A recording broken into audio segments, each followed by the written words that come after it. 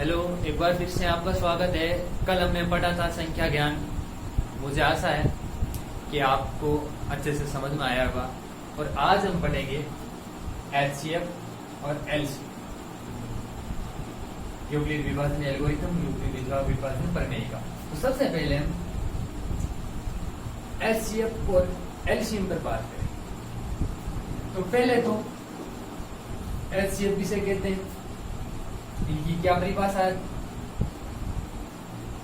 किसी संख्याओं का एचसीएफ और एलसीएम कैसे ज्ञात किया जाता है, कौन सी विधियां हैं और कितनी कितनी विधियां हैं, ये सारी जानकारी हम आज लेंगे। तो सबसे पहले इनकी परिभाषा, एचसीएफ और एलसीएम कहते किसे। एचसीएफ में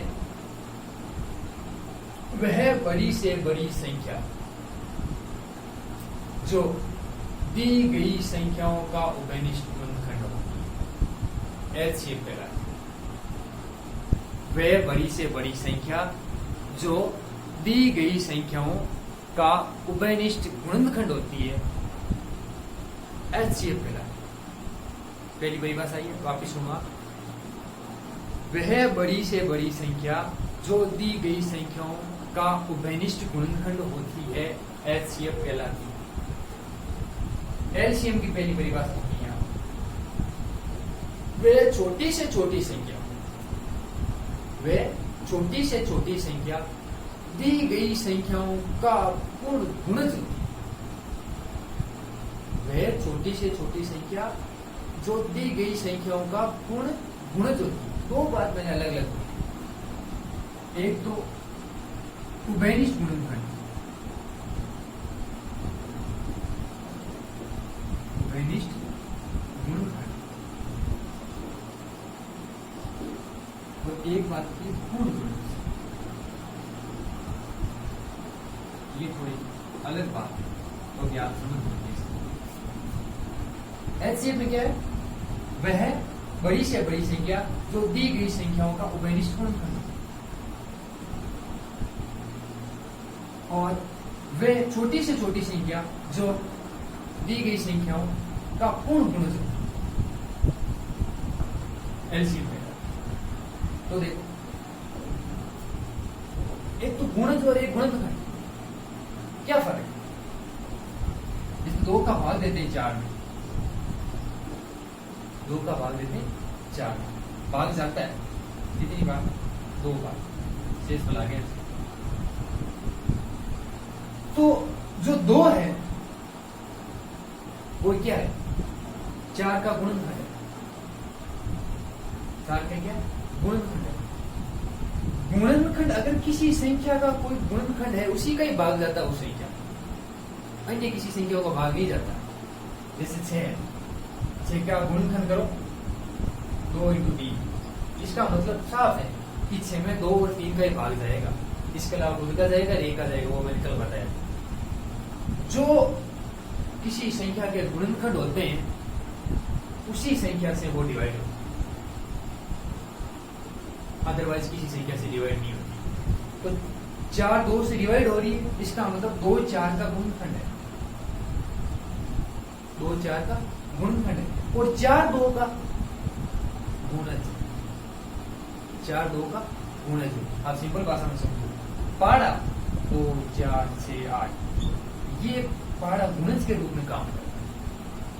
ये 4, ये 6, ये 8, ये 10, ये सारे 2 के गुणज हैं, इसको बोला जाता है गुणज। 4 2 का गुणज है, 6 2 का गुणज है, 8 2 का गुणज है, 10 2 का गुणज है। लेकिन 2 10 का गुणनखंड है, 2 8 का गुणनखंड है। उल्टा बोलेगा, 2 6 का गुणनखंड है, 2 4 का गुणनखंड है, 2 4 का गुणनखंड है, 2 6 का गुणनखंड है, 2 8 का गुणनखंड है। लेकिन 8 2 का गुणज है, 10 2 का गुणज है, 4 2 का गुणज है। ये फर्क है। अगर आपने इसे अच्छे से समझा है तो इसकी परिभाषा भी आपको अच्छे से समझ में आ जाएगी। एक बार इसमें परिभाषा दोहरा देता हूं। एचसीएफ में वह बड़ी से बड़ी संख्या जो दी गई संख्याओं का उभयनिष्ठ गुणनखंड है, एचसीएफ कहलाती है। वह छोटी से छोटी संख्या जो दी गई संख्याओं का पूर्ण गुणज है एलसीएम करना। ये तो बात हो गई एक परिभाषा। अब एक परिभाषा और है, इसकी सेकंड परिभाषा। वह एलसीएम, वह बड़ी से बड़ी संख्या जिसका भाग दी गई संख्याओं में जाता है। अभी सुनो, वह बड़ी से बड़ी संख्या जिसका भाग दी गई संख्याओं में जाता है या जिसका दी गई संख्याओं में भाग जाता है। वापिस, जिसका नाम से क्लियर करो। वह बड़ी से बड़ी संख्या जिसका दी गई संख्याओं में भाग पूरा पूरा जाता है। इसमें जो वह छोटी से छोटी संख्या जिसमें दी गई संख्याओं का भाग पूरा पूरा जाता है। जिसमें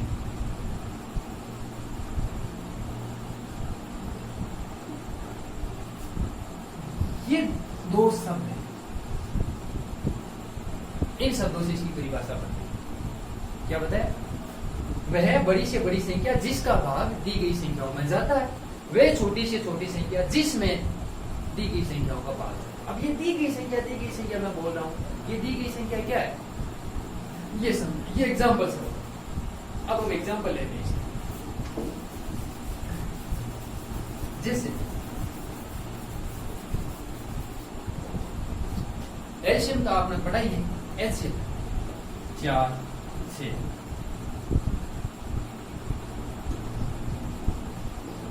टुकड़े करो, ये विधि है, अभी बात करेंगे।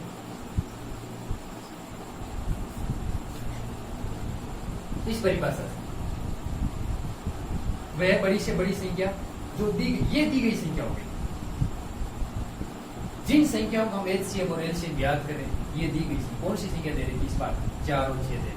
मान लीजिए 25 और 10 की होती, इसका एचसीएफ याद करना होता, ये दी गई संख्या ये होगी। और मान लीजिए 36 और 99 होगी, इसका एचसीएफ और एलसीएम याद करना, ये दी गई संख्या होगी। उभयनिष्ठ गुणनखंड 2, एचसीएफ 2। अब इनका एलसीएम याद करना हो तो एलसीएम क्या करते हैं? एलसीएम उभयनिष्ठ गुणनखंड नहीं लेते, एलसीएम में अधिकतम घातें लेते हैं। अधिकतम घातें कितनी घात है? 2 की, 1 2। इसमें 1 है, इसमें 2 घात है। इन दोनों को तुलना करेंगे हम, जो अधिकतम घातें होते लेते रहेंगे। इसमें 2 की 2 घात ज्यादा है ना, तो ये 3 की अधिकतम घातें कितनी है? हर एक अंक की अधिकतम घात लेंगे एलसीएम और एचसीएम में। एचसीएफ में हमें ले लिए उभयनिष्ठ गुणनखंड, जो अंक दोनों में आया हुआ। जैसे यहां पे ये डिजिट 2 है, दोनों में ये उभयनिष्ठ गुणनखंड हो गया, तो एचसीएफ हुआ इसका 2 और एलसीएम हुआ इसका अधिकतम घातें हैं। प्रत्येक अंक की अधिकतम घात, अंक इस दोनों में आप देखें तो अंक 2 और 3 आए हुए हैं। अब अधिकतम 2 की घात अधिकतम 2 है, ये ले लिया। 3 की अधिकतम घातें 1 ही है, ये ले लिया। इसका एलसीएम हो गया 12, एलसीएम हो गया 12। ये है। अब आप समझे ध्यान से परिभाषाओं को समझो, इसकी परिभाषा समझो और ये परिभाषा समझो। एचसीएफ 2 है, दी गई संख्या कौन सी होगी? 4 व 6, 4 व 6, ये दी गई संख्या।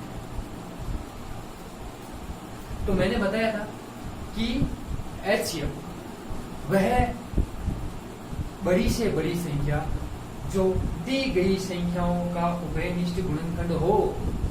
सीधा तो उभयनिष्ठ गुणनखंड क्या है इसका? 2 है, तो इसका एचसीएफ हो गया 2। अब वापिस देखते इस परिभाषा से, वर्ड आया जिसका, शब्द है जिसका। वह बड़ी से बड़ी संख्या जिसका दी गई संख्याओं में पूरा पूरा भाग जाता। दी गई संख्या ये है, ये बड़ी से बड़ी संख्या हो गई ये, तो 2 का भाग 4 में जाता है, बिल्कुल पूरा पूरा जाता है। 2 का भाग 6 में जाता है, बिल्कुल पूरा पूरा जाता है। तो एचसीएफ क्या हो गया? तो ये परिभाषा हो गई क्या? वह बड़ी से बड़ी संख्या जिसका दी गई संख्याओं में भाग पूरा पूरा जाता हो। जिसका यानी 2 का किसमें दी गई संख्याओं में, तो एचसीएफ 2 एचसीएफ कहलाता है। अब बात करते हैं इसकी पूर्ण गुणज और जिसमें एलसीएम आया हुआ 12, वह छोटी से छोटी संख्या जो दी गई संख्याओं की पूर्ण गुणज है, दी गई संख्याओं की पूर्ण गुणज है। अब दी गई संख्या है 4 में 6 12 है। अब आप देखो कि 4 के पहाड़े में कहीं 12 आते हैं क्या? बिल्कुल आ रहे हैं। तो क्या है? 12 का 4 पूर्ण गुणज।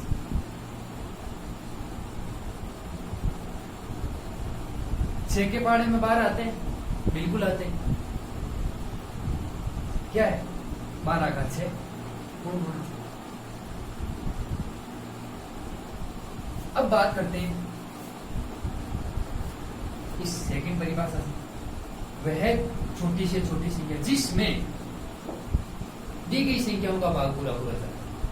जिसमें यानी इसमें छोटी से छोटी संख्या, छोटी से छोटी संख्या एलसीएम 12, किसका भाग जाना चाहिए? दी गई संख्याओं का। दी गई संख्या कौन सी है? 4 में 6, 4 का भाग 12 में जाता है, बिल्कुल जी हाँ 3 बार। 6 का भाग 12 में जाता है, बिल्कुल जाता है। कितनी बार? 2 बार। दी गई संख्याओं में भाग जाना चाहिए। वह छोटी से छोटी संख्या जो कि एलसीएम है, जिसमें इसमें किसका भाग जाना चाहिए? 4 और 6 का। तो ये होगी इसकी सेकंड परिभाषा। ये परिभाषा और एक एग्जाम, एलसीएम की परिभाषा और एलसीएम की परिभाषा। अब देखो इसकी एलसीएम और एलसीएम ज्ञात करने की विधि है।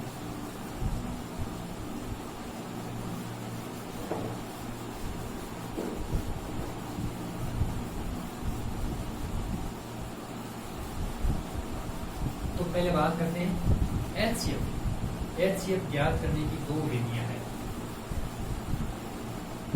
पहली विधि है बाह्य गुणनखंड विधि,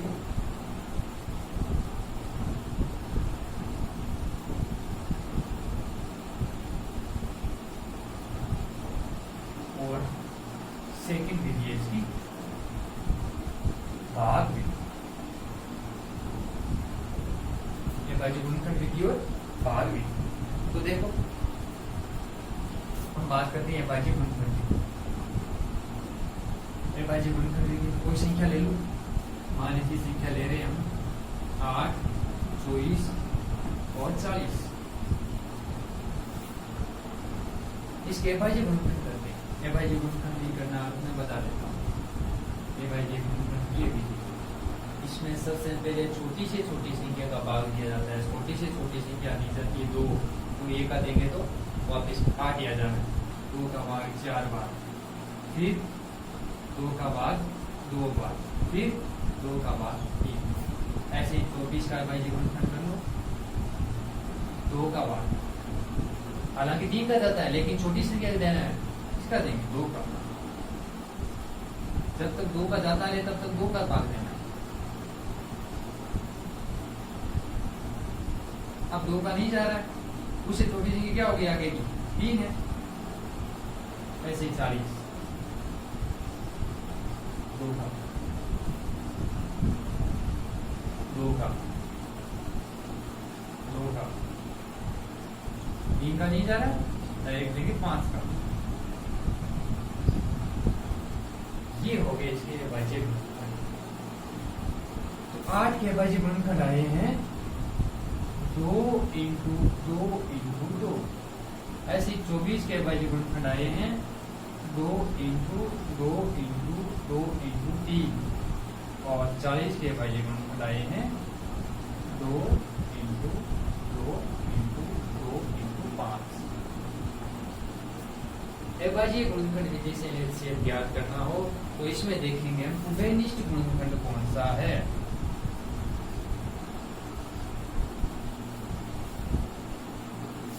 पहले तो ये देखो उनको कौन से आए हुए हैं, 2 आया हुआ है, 3 आया हुआ है, 5 आया हुआ है। अब इसमें से ये देखो कि सब में कौन सा अंक है और वो कितनी बार है, उसमें से जो कम से कम बोल, जो कम है बोल। सब में आने वाला अंक 2 है, सब में आने वाला अंक 2 है। इसमें कितनी बार आया, 1 2 3 बार, इसमें भी 1 2 3 बार, इसमें भी 1 2 3 बार। तो हम इसका एलसीएम में 2 इंटू 2 लेंगे और एलसीएम हो जाएगा 8। अभी मान लीजिए यहाँ केवल 20 ही होता, क्या होता, 20 ही होता, तब इसका एलसीएम क्या होता, यानी इस 40 को हटा के दी गई संख्याओं में 20 होता। 2 इंटू 2 इंटू 5। अब इसका एचसीएफ देखो, 2 3 बार, 2 3 बार, 2 2 बार। उबेनिश कौन सा हुआ, जो 2 बार वो उबेनिश है, क्योंकि 3 बार इसमें नहीं आएगा ना, तो उबेनिश नहीं होगा। तब इसका एचसीएफ होता 2 इंटू 2, इसका एचसीएफ। ये विधि है अभाज्य गुणनखंड विधि। इस पर आप एग्जाम्पल लो और प्रैक्टिस करो। अब बात करते हैं भाग विधि से।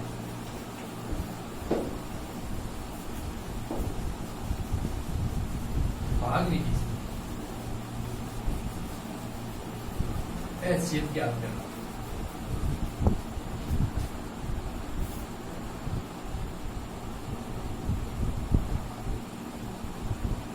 भाग विधि से फॉर एग्जाम्पल हम लेते हैं 8 व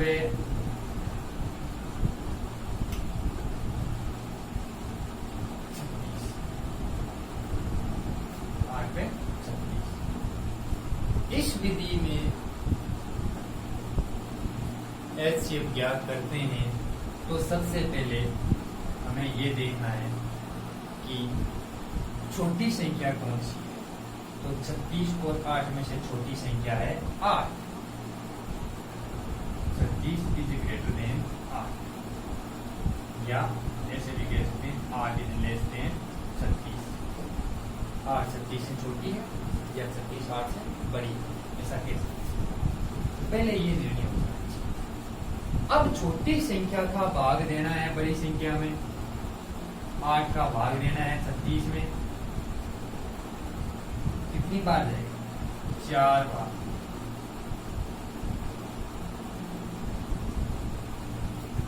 देखिए 8 का भाग 36 में गया 4 बार, 36 एलसीएम आया, सॉरी शेष पर आगे 4। तो देखो ये 8, इसको बोला जाता है भाजक, इसको बोला जाता है भागफल, ये होता है शेषफल। तो इसको बोला जाता है भाज्य।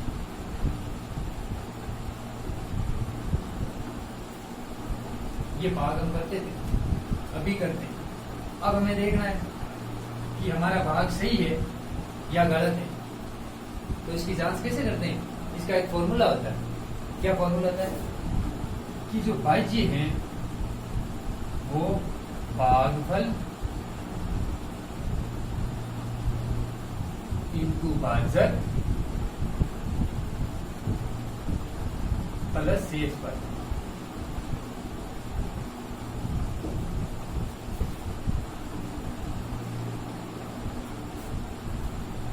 ये भाजक, ये भागफल, ये भाज्य और ये शेषफल।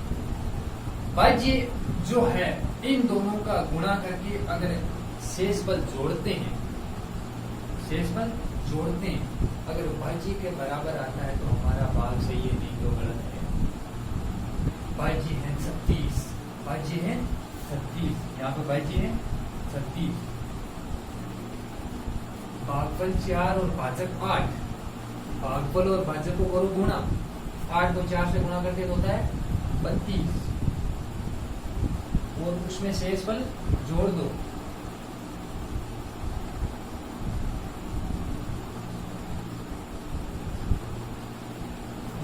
भाग सही। ये फॉर्मूला आपको याद रखना है। भाज्य बराबर भागफल इंटू भाजक प्लस शेषफल। ये भाग चेक करने का एक तरीका है। अब देखो भाग विधि में HCF पे आते वापिस, और अब क्या करते हैं, आगे देखना है शेषफल अगर शून्य आ जाता है तो अंतिम भाजक यानी कि 8 ही इसका HCF को हो जाता, लेकिन शेषफल आया नहीं है 0, शेषफल आया है 4। तो अब जो शेषफल है वो बन जाएगा भाजक और 8 बन जाएगा भाज्य। कहने का मतलब है शेषफल का भाग वापिस भाजक में देना। इसको यहाँ लेके आना है। इतनी देर इसका भाग लग रहा था, अब इसमें भाग लगेगा। ये बात याद है। इसमें भाग गया, आ गया जी शेषफल 0। शेषफल 0 आ जाए वहीं रुकना है, और हमें देखना है कि अंतिम भाजक कौन है। लास्ट में भाग हमने किसका दिया है, 4 का, वो इसका क्या है, HCF है। ये भाग विधि है। तो भाग विधि से 36 और 8 का HCF आया जी 4। चेक करते हैं, देखिए एबाजी गुणनखंड विधि से ये होता है क्या, एबाजी गुणनखंड करो 8 के 2 4, 2 का भाग 4 बार, 2 बार, 2 का भाग 1 बार, ऐसे ही 36 के टुकड़े कर लो, एबाजी गुणनखंड कर लो। 2 18, 2 9, 3 3 3 और 1। इसका अंक कितने, एक तो 2 है, एक 3 है। इनमें से बेनिस देख लो, तो 2 बार है वो बेनिस्ट है। दोनों में कौन है, 2 2 2 2। HCF इस विधि से भी 4, भाग विधि से भी HCF, अंतिम भाजक 4। ये सेकंड विधि हो गई। इसकी HCF ज्ञात करने की सेकंड विधि है भाग विधि, और इसका ये तरीका है। सबसे पहले दोनों संख्याओं में से देखना है बड़ी संख्या कौन सी, छोटी संख्या कौन सी, छोटी संख्या बड़ी संख्या का भाग देना है। फिर शेषफल शून्य आ जाता है, अंतिम भाजक जिसका भाग दिया वही HCF, नहीं तो जिसमें पहले भाग देते हैं, जिसका भाग देते हैं उसमें अब शेषफल का भाग दें। ये प्रक्रिया आगे चलती है। कब तक, जब तक शेषफल 0 नहीं आ जाए। ये अगर आपने समझ लिया और अच्छे से देख लिया है तो ये चीजें आपने पढ़ी। जी हाँ, बिल्कुल सही सुना।